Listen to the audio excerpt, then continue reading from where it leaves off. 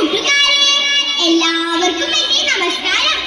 എന്റെ ആദ്യപാട്ടിന്റെ പേരാണ് നെയ്യപ്പക്കൊതി. നെയ്യപ്പം എന്ന് പറഞ്ഞാൽ ആർക്കാണ് ഇഷ്ടമല്ലാത്തത്?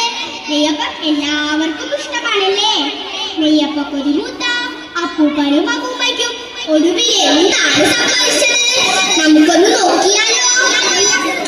കൊച്ചു പുരക്കിലെ അപ്പൂപ്പൻ പിച്ചക്കാരനൊരപ്പൂപ്പൻ